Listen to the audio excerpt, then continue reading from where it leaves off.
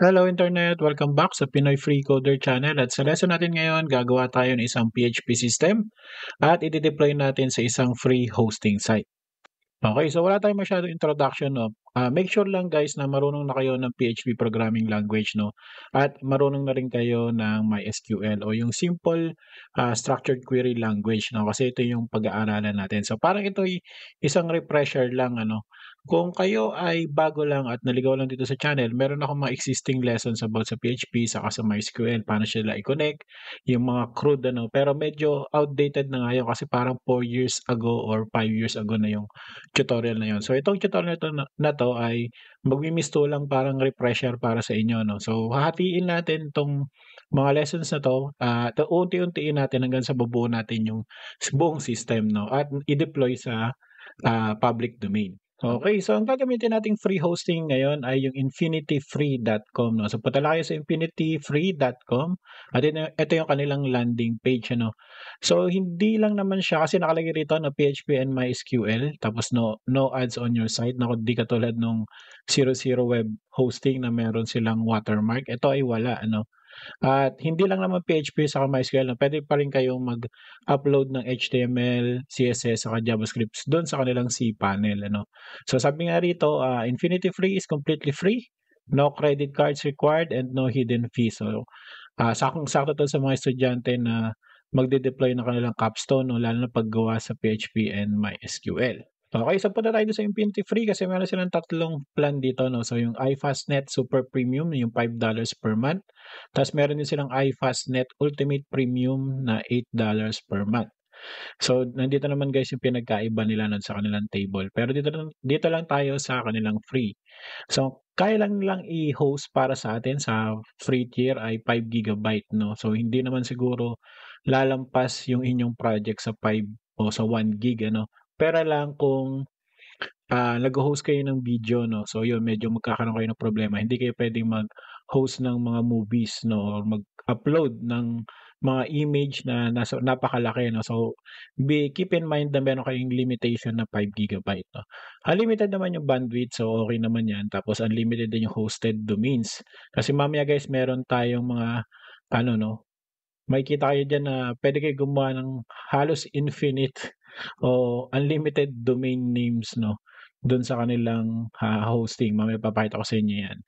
Then isa ang, wala sa kanila ay wala silang email accounts 'no, kasi kalimitan guys sa GoDaddy, sa hosting or 'pag bumili kayo sa kanila ng isang domain name for example, pinoyfreecoder.com 'no, so puwede kayong gumawa ng admin@pinoyfreecoder.com. So yun yung magiging email, account niyo 'no, at puwede niyong, ipang-market or puwede niyong gawing support@pinoyfreecoder.com 'no, yung mga gano'n na email account, okey? Tapos pagdating naman sa file transfer protocol, isang account lang 'no, ibig sabihin isa lang yung puwede nating gamitin na account pang-transfer ng mga files. So kung kayo ay pamilyar sa, FileZilla, pero sa free tier isa lang yung puwede, isang account lang compare with, yung mga paid 'no. Tapos dito hindi naman ano 'no, hindi in-specify kung ano yung limited server power pero, malamang pagdating sa memory, ang tantya ko nito mga 2 GB o 1 GB of memory lang yung server nila 'no, compared dun sa mga paid. Then, ito naman yung 50,000 daily hits. So to simplify guys 'no, ito yung kanilang explanation sa daily hits 'no, dito sa kanilang, support page. Sabi nung admin, "A hit occurs when a browser tries to request a file from your account." So ibig sabihin, every time na meron kayong end user na pupunta sa site niyo at maglo-load kayo ng image or kailangan niyong magbigay ng data dun sa inyong, user ay consider as hit na yon ano. So, their browser will first try to request the main page content from your account. After that, it will also request any included content like styling files, script, and images, yung sinasabi ko, no? So, each of those requests is a hit and they are all counted towards the daily hits limit. So, daily naman to, no? So, yung 50K daily, no? So, kung sakaling mag 51,000 na yan o 50,001 na yung ano nyo, hindi na yung puwede 'no, kinabukasan ninyo yung ma-a-access yung inyong website. So, keep in mind din guys yung, 50,000 daily hits na yan. Okay, so para gumawa ng account guys ay very straightforward lang 'no, meron sila ditong register. So click lang natin yung register at sa sign up, kailangan niyo lang mag-provide ng legit na email address kasi, magse-send yun ng email activation sa inyong email ta's kailangan niyo i-click yung activation link 'no, para ma-activate yung account niyo. Then mag-nominate lang kayo ng password is confirm password. So gano'n lang guys 'no, tapos, I have read and agree to the terms of service nung kanilang website. Okay, so dahil meron akong account ako ay pupunta sa sign in. Okay. So dito sa sign in lalagay ko lang yung aking credentials. Okay, so yun 'pag nag-sign in ka na mapapansin niyo guys meron ditong accounts 'no. So sa free accounts, meron lang 0 or 0/3 'no, ibig sabihin 3 beses lang kayong puwedeng gumawa ng account. Tapos dun sa account na yun ay meron siyang naka, designated na domain. So ito yung aking ginawa noon ano, yung pinoytest.00.pe 'no. So ito yung aking domain at dun attach din yung aking cPanel ano. So ngayon ay kung kayo'y bagong account, iba yung makikita niyo 'no, parang parang pinaka-blank nilang o landing page ng create account. Pero eto lang 'yan 'no, 'pag nag-create account ka, okey, so ito yung lalabas ano. So dito lang tayo sa Infinity Free, so create now. So mapapansin niyo guys kung ano yung disadvantage ng free saka dun sa paid ano. So create now, tapos guys ay mapapansin niyo puwede na kayong mag-set dito ng, domain ano. So either yung custom domain kaso lang kailangan niyong bumili sa iba 'no. So for example nagkaroon kayo ng ecommerce.com, binili niyo sa Google Domains, kailangan niyo i-set yung DNS niyo sa, NS 'no, ito, saka yung NS2 na infinity.com 'no, bago niyo siya magamit. Pero dito tayo guys sa, kanilang free. So ang gagawin ko ay siguro product system na lang 'no, product system, kasi gagawa tayo ng product listing 'no na PHP application. Tapos domain extension ay pili lang tayo dito ng, free.nf 'no, 'yan. Pero kayo guys puwede niyong piliin yung infinityfreeapp.com or kung ano man yung nakikita niyo ditong suitable sa inyong panlasa. Okay, so check availability. Okay, so available. So ito guys 'no, yung sinasabi ko yung account password kailangan niyo 'tong, i-save. Kailangan niyo 'tong, i-save sa text, document or saan niyo gustong ilagay 'no. Pero mamaya makikita niyo rin naman 'to kung sakaling makalimutan niyo ay makikita niyo pa rin naman sa account niyo. Tapos yung email consent ay approve, ibig sabihin guys ay, is our supplier allowed to contact you about your hosting account? Ibig sabihin, siyempre 'pag may free meron yang kapalit guys 'no, malamang magpapadala yan ng mga, newsletter 'no, yung mga promo-promo. So kailangan niyo lang guys mag-approve. So nothing is free 'no, yun yung tatandaan niyo. Okay, so create account. Okay, so dito pa lang guys ay puwede niyo ng, puntahan yung, control panel. So 'pag kinlik ko yung open control panel, ay magre-redirect na yan dun sa control panel natin.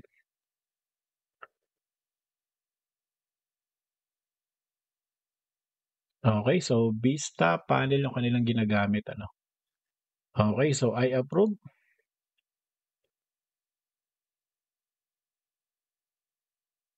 So yan ay magse-send ng email notification sa inyong binigay na email ano. Okay, so text, the panel will now load. So hintayin lang natin mag-load yung ating panel 'no, ginagawa pa nila yan. Okay, so habang naglo-load yan guys ay balik tayo rito 'no, dun sa accounts tapos click lang natin yung finish. At dito 'no, lalabas na yan guys 'no, yung inyong, account, information. So ito yung ating username 'no, then yung password na kaninang lumitaw 'no, kung sakaling nakalimutan niyo siyang i-save, i-show hide niyo lang 'to 'no, makikita niyo dito yung password. Okay, sabi ko nga, pagkatapos ng lesson na 'to ay tatanggalin din natin 'tong, account na 'to 'no. Okay, so kung mapapansin niyo guys meron dito 'no, don't see your website yet. So please note that it can take up to 72 hours for a new domain name or hosting account to start working everywhere. So yun yung tinatawag guys na propagation. So itong ating product system.free.nf, malaking posibilidad na hindi pa siya na-access ng public, no, kasi nagpo-propagate pa siya sa public domain. So pagpunta kayo sa domains, ito, at pag kinilik ko 'to, 'no, yan. So ito pa lang yung lalabas, 'no. So ibig sabihin hindi pa siya okey kasi guys free.nf pa lang yan lumalabas. Ibig sabihin yung pinaka main domain pa lang yung nagpo-propagate o yung active.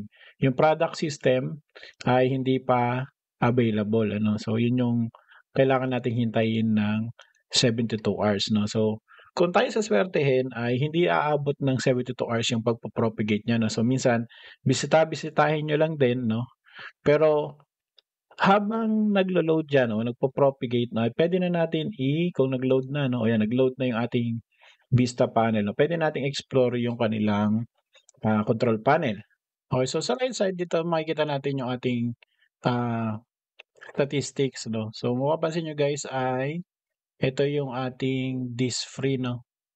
So yung quota natin 5 gig, ito yung naman yung ating inagreehan, 'no, sa free tier. So yung bandwidth natin unlimited, pero makikita niyo dito guys yung bandwidth use niyo, 'no. Makikita niyo dito yung ilang MB na yung napo-provide niyo sa inyong mga users. Tapos yung mga hostname kailangan natin yan mamaya, 'no, kung tayo ay magko-connect from our PHP to our server, 'no. Okey.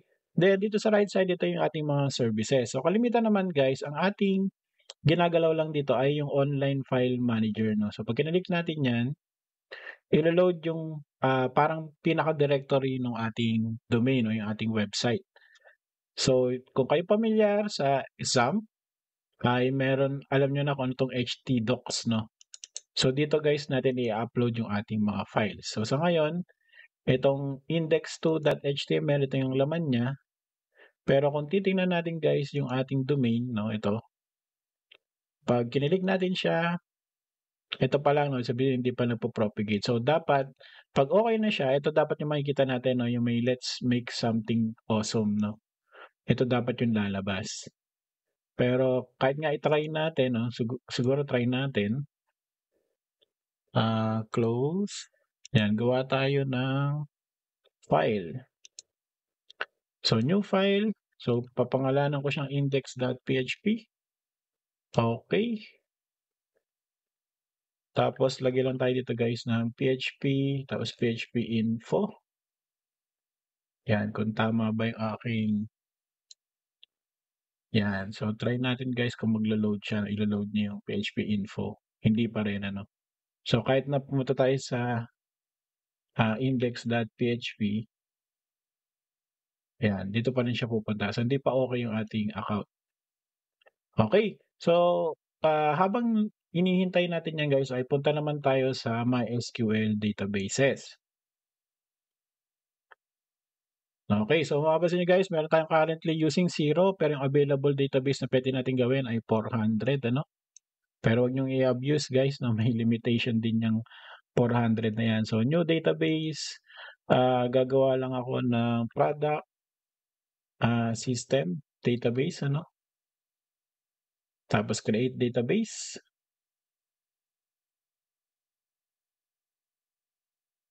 Hintayin lang natin siya mag-create. Okey, so ito na meron na tayong, MySQL DB name at meron na tayong username at meron na rin tayong password. So yung password ay sabi your panel password yung gagamitin. So, punta kayo sa accounts, click niyo lang 'tong account na 'to, then show hide, ito yung password na 'yan, ano. Ito yung gagamitin natin sa pagko-connect. Okey, then puwede natin i-access na yung phpMyAdmin dito, 'no. So click lang natin or, punta kayo dito, 'no, sa panel, tapos click niyo lang yung phpMyAdmin. So similar lang din 'yun, pareho lang. Oh, connect now.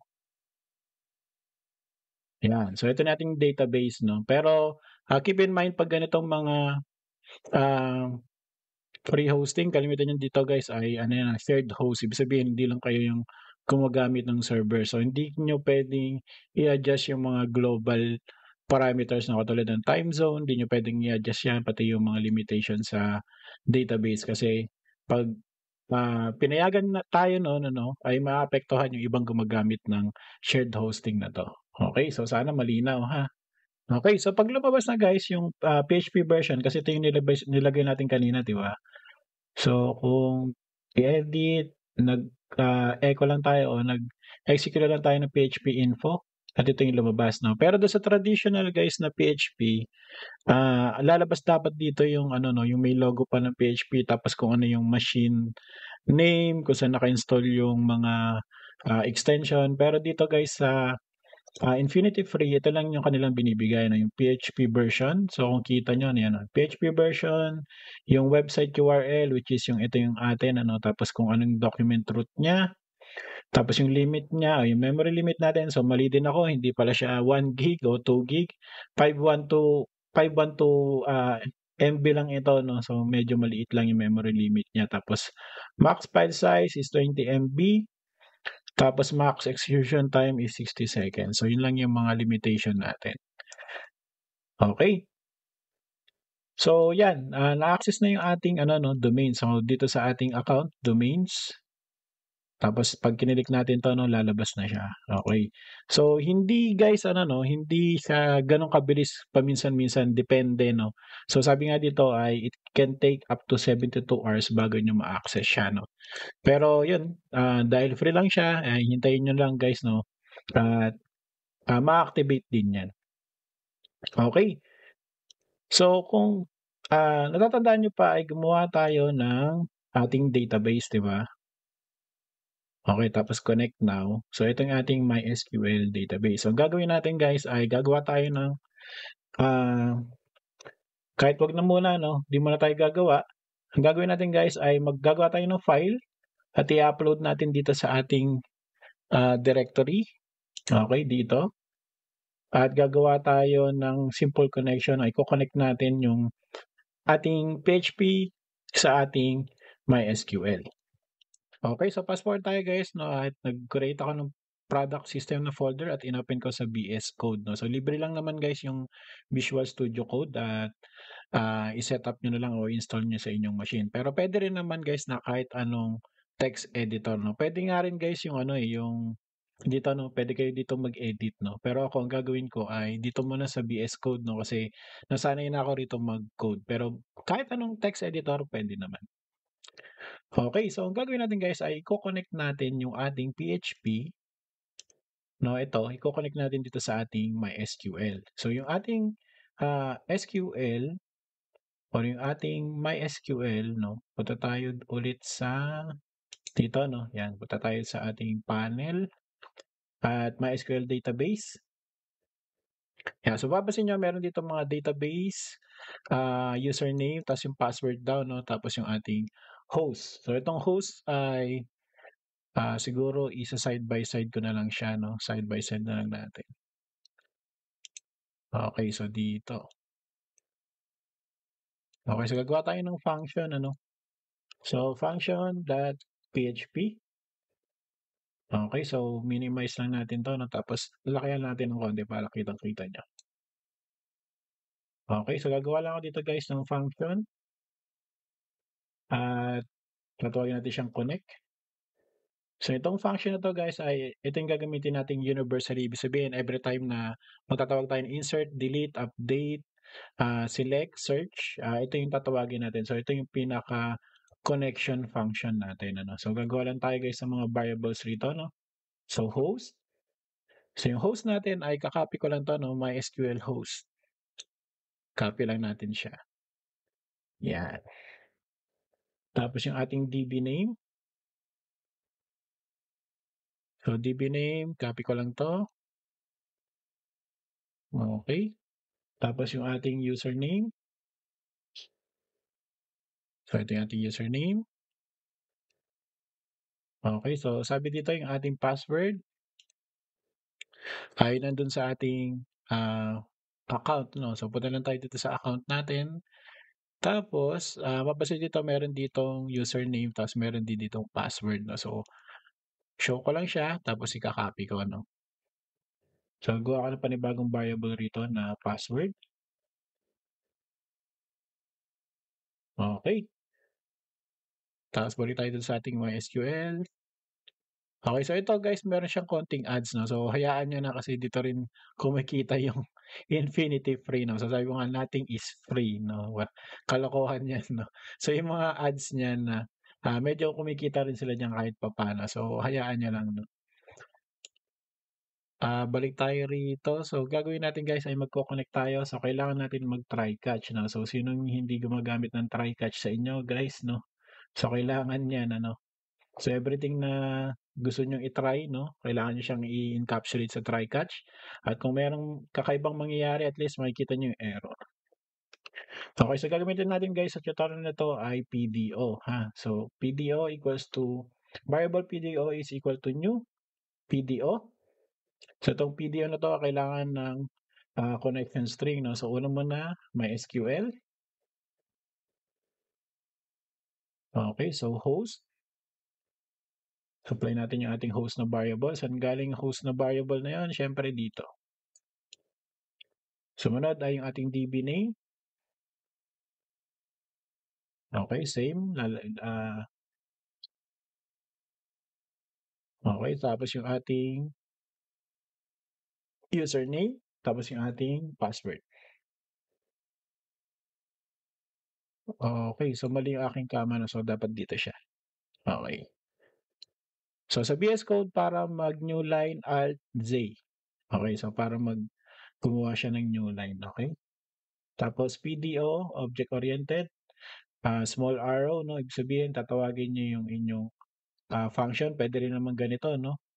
Pero modern na tayo, ganyan na tayo guys, no? So set attribute, PDO, tapos attribute mode, error mode pala guys.